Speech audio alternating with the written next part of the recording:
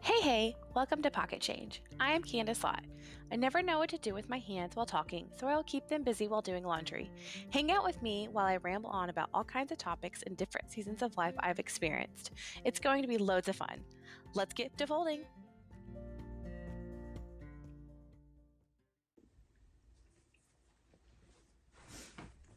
Well, hey.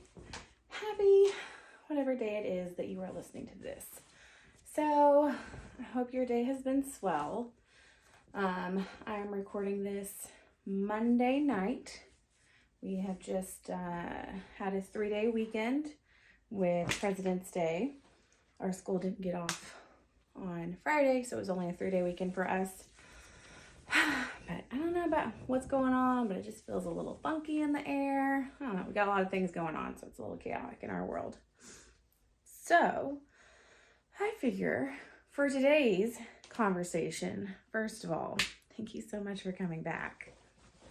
That first episode, she was a doozy, wasn't she? But for today's conversation, I would like to talk about mental health.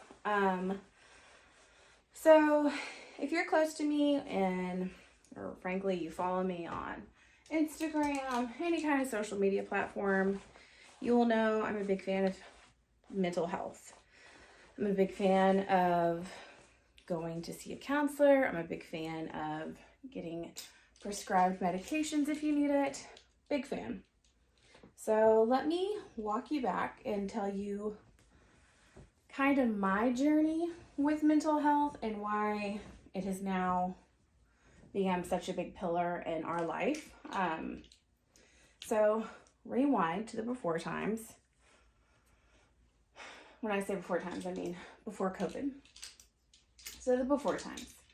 The year is 2017, and I am working for a remodeling firm that from all aspects of it, I adore. I love what I get to do. I get to work with two of my best friends at the time. I mean, it was like the best thing ever. I got to design roles. I got to do analysis. I got to build in spreadsheets, like things that I love to do. You just wouldn't think that I love to do for my personality, but I really did. I loved it. So it was like the perfect role for me. And I've been there for about 3 years. And this firm, again, like I said, it was a smaller firm. So I kind of made it as far up as I could go. They were just a small firm. There was nowhere else to go. I'd been there for 3 years. And another thing you'll learn to know about me is I can't sit still. I can't even make pasta without messing it up. So I had been there for 3 years. And in those 3 years, I was hired on for one role to kind of create it. And then I created that role. And then then we hired some other co-workers to do that role for me. And then I moved into another role. Anyhow, long story. I think I had like 3 official job titles at this firm. And I knew it was coming to an end. I was one of those, like, you know how they say misery loves company? Y'all, I was throwing a freaking misery party every day of the week. I was miserable to be around, wasn't happy. And you know, whenever you just like sit sad, like I was just sitting sad at my desk, like, you know, with your shoulders not hunched all over. And anyway, it was a sad situation. And whenever I look back on it, I'm not proud of how I acted. I'm not proud of how I handled my emotions. I'm not proud of any of it. So here I am, chugging along, not happy, but working with my best friends. So like, okay, gotta do it. Well, then I had just turned 30 the year before, in 2016. I think that's right. I don't know. Someone do math for me. And I don't know about y'all. Whenever I turned 30, I love birthdays. And I still loved my 30th. But man, I had a lot of guilt about not having enough. Like, I haven't achieved all the goals I'd wanted to achieve. I hadn't been as successful in a career because I kept hopping around. I hadn't saved as much money as I wanted to save. Just a lot of things. Like, I felt like a failure turning 30. And before I turned 30, I discovered this thing called indoor spin class, where you sit in a bike in a dark room with music blasting, and you spin your little heart out with an instructor saying words of encouragement, pushing you, challenging you, and man, was I hooked. So much so, behind me, you see my lovely Peloton. Her name is Penny. I love her dearly. So I was hooked. I was hooked at the spin class. It became my home away from home. It was great. I got in the best shape I've been in a long time. And it was really helpful. Like, I didn't know at the time, but it was my therapy. So that's going on. I'm loving my spin. I'm real angry. And I knew during the day, like, if I would go and do a spin class, I'd come back and typically be in a better mood. So I'd go and spin, I'd come back. All the while trying to look for a new job because it just wasn't working out. And I knew it just needed to be done. As much as it sucked to leave, I needed to leave. So I start putting my feelers out there, as one does whenever you're looking for a new job. And I had come across some people I used to work with back in the day before I worked at this remodeling firm. And there were some job openings and a new team that wasn't there the last time I was there. And I was like, okay, well, cool. I know how this company works. I know how their leadership handles things. All the unknowns you usually don't know when you're going into a new job. I had a leg up. I knew these things. So I was like, well, it'd be a lot like going home and safe and warm and cozy. Well, then at the same time, I started interviewing this nice, warm, cozy job where I was like, okay, I can go back. It'll be lovely. A position came open to work at the cycle studio as a general manager. Y'all, I was like, the heavens have come down and they just know this is what needs to happen. Well,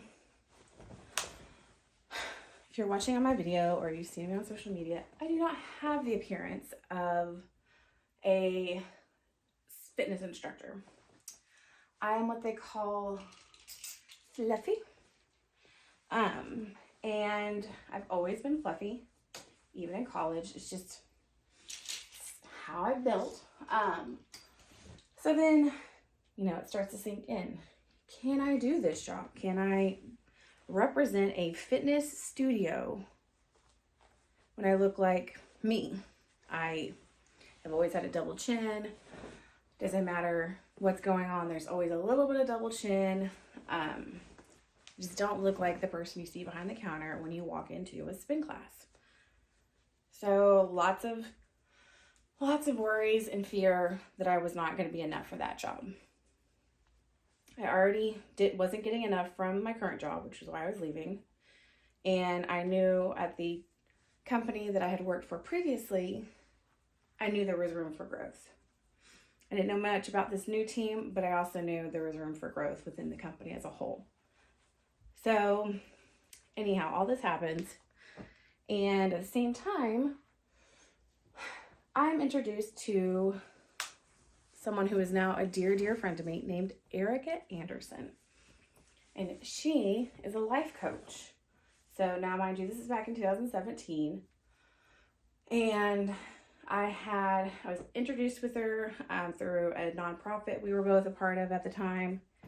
And she had talked about life coaching. She had talked about what that meant, because I didn't understand what that meant. And I'd watched her blog post. I'd watched her on social media. I'd listened to her talk at a few of our events. And I was like, I don't need a life coach. I'm good. I got this.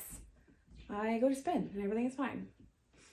Well, one day she writes a post and it's something about, and I had to go back into my emails to remember for this why I reached out and like the specifics about it, because I'd kind of forgotten that she wrote a blog post about why a life coach and what she does and how she helps. Well, ding, ding, ding. I reached out to her. And I was like, okay. I feel like this is an incredibly hard decision, which y'all, it's changing jobs. I feel like, well, especially for me, I hop from job to job quite a bit. Well, I used to. And then now I hopefully have a career in real estate. Cross your fingers. So changing jobs to me shouldn't have been that scary, but there was some family things going on, and changing jobs meant changing the dynamic of my family. That was scary. Taking on a new role as a as a general manager of a fitness studio. Whoa, going back to retail? What is this? So I reached out to Erica and I was like, please help me. So she, this beautiful soul, sent me this email, and I still have them all. I have all these workbooks. And it was like, okay, so you want to change jobs. Let's talk about why that's hard.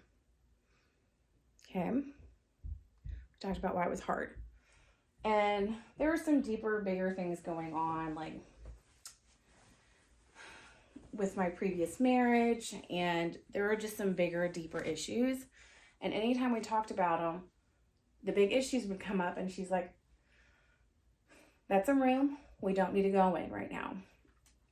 She's like, just shut the door, turn off the light. Let's keep going. Let's not go in that room. So after a few months of working with her, and we worked through my fear, and that's what it was. It was fear that I was leaving this job because I wasn't enough. And I just turned 30, and everything about 30 screaming, I wasn't enough. So here I am leaving this job thinking, I'm leaving this job because I wasn't enough. So those are some big feelings, as I tell the kids. These are big feelings. And Erica, she helped me work through those feelings. And whenever I said, well, I'm not enough, well, what makes you think you're not enough? Like, why? So I'd give her examples, and sorry, I don't remember them exactly because it's been a bit. And frankly, if it was before 2020, it's all a blur. But we would just talk about like, hey, so you want to not work with your best friends and you're afraid they're not going to be your best friends anymore. Okay, well, let's talk about that. Let's talk about how you're scared to lose your friendships. So that was a big deal. So losing my friendships. All that to say, I ended up changing jobs. I went with a company that I'd already worked for previously, and I left the remodeling company in March of 2017. That towel was dirty. It's not.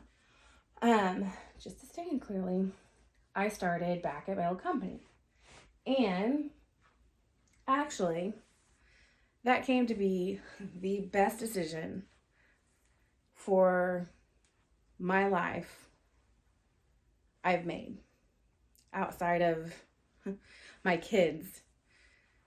Going back to that company was amazing. And we'll talk about that later, but it led me to my now husband, Mike. And it led me to some people that are in my life still that are just some of the best humans that I could ever be surrounded by. I'm very lucky to have the humans I have from that old company, and my life would not be the same without it. So I leave and I start there, And then Erica suggests that I go see someone. And by the way, all of these conversations with Erica were over the phone. And so, which we all know, sometimes over the phone, it's like Zoom meetings whenever the vid first hit. And people would be in Zooms, they'd mute themselves, and then they'd be off like doing dishes. Video calls are hard. You can't read faces. We did all this like on the phone, no like visuals. You can't read faces. The long pregnant pauses seemed like an eternity, I feel like, when she would ask me really hard questions. And I would just sit there. And y'all, I would have these conversations in my car, typically, and in a parking lot, just staring out the window, crying, sobbing, and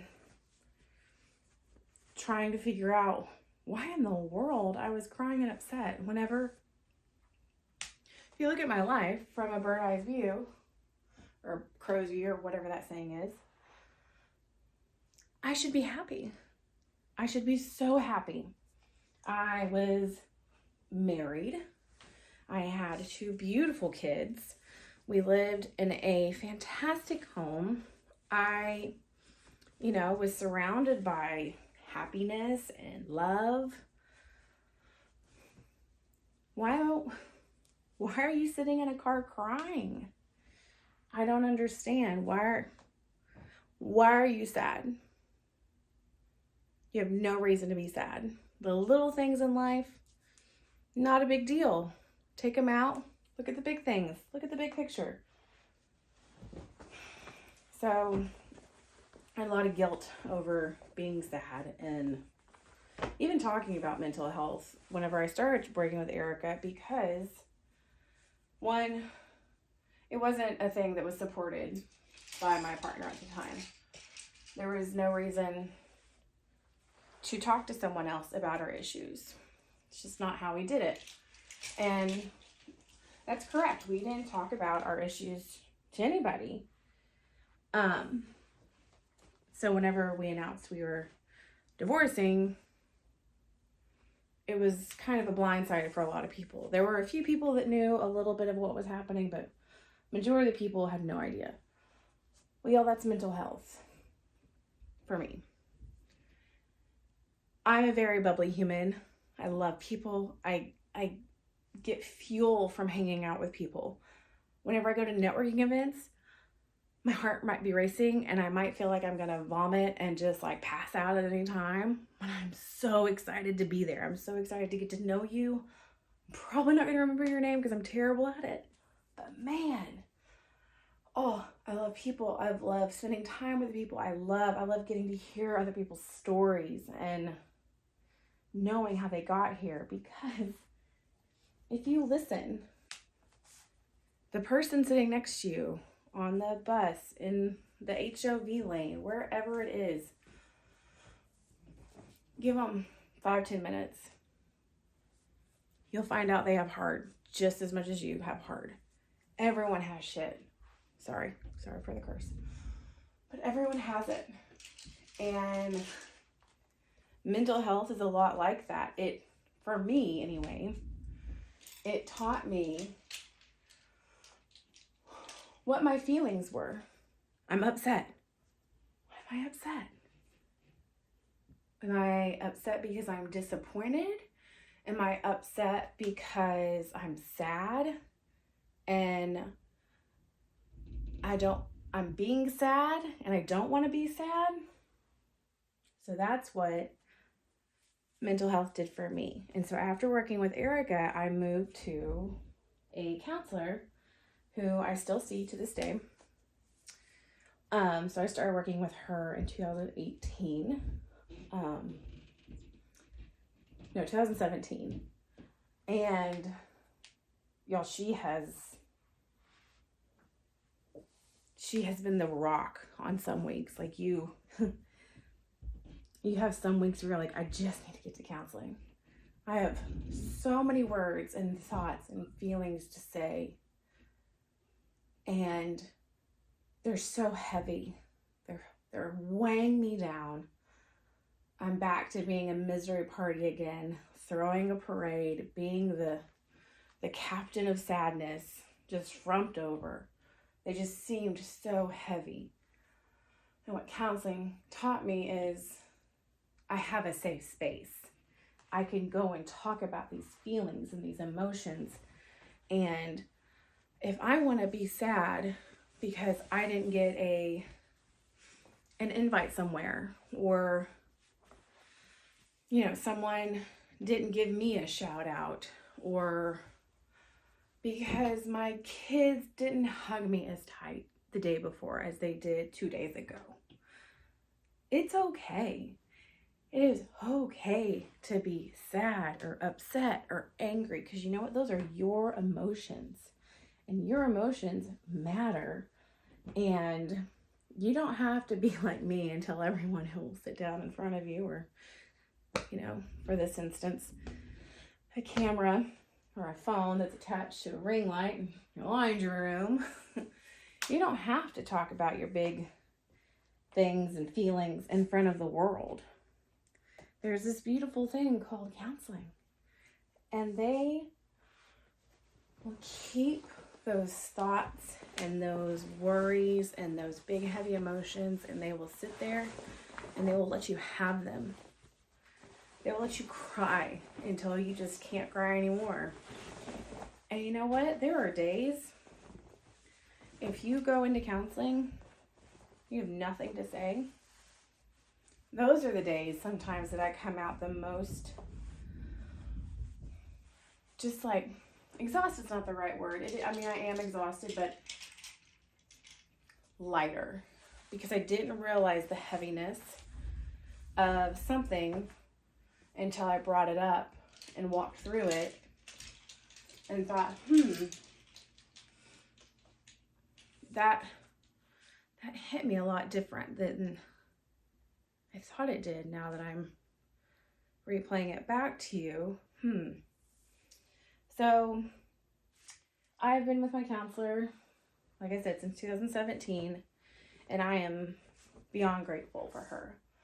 And I say all this to say, if you're like me and you think you don't deserve to be sad or have big feelings because from the bird's eye view or crow's view or whatever that saying is, your life seems good and you have nothing to complain about because that's what you told yourself, that's not true. It's not true at all. Your feelings are valid. Your life is valid. And y'all, life is hard. So hard. It is, what was it that Lauren Hill said? Or Lauren Conrad said in The Hills? Life's tough, get a helmet. See, I'm just saying, if you need someone to talk to, or you're interested about getting mental health help, that sounds like I need mental health help, a counselor, anything like that, I will post links to websites to help you. I don't know what they are other than the fact that you just go to your insurance and find one that's open, because that's what I did. But even if you don't feel like you have anything to say, just show up. See what happens. You never know. And it can help in so many different ways. And that's all I have for now. And I hope you guys have taken some pocket change away from this conversation. And I'm going to get back to laundry because there's still a lot more to do. So, y'all have a good day.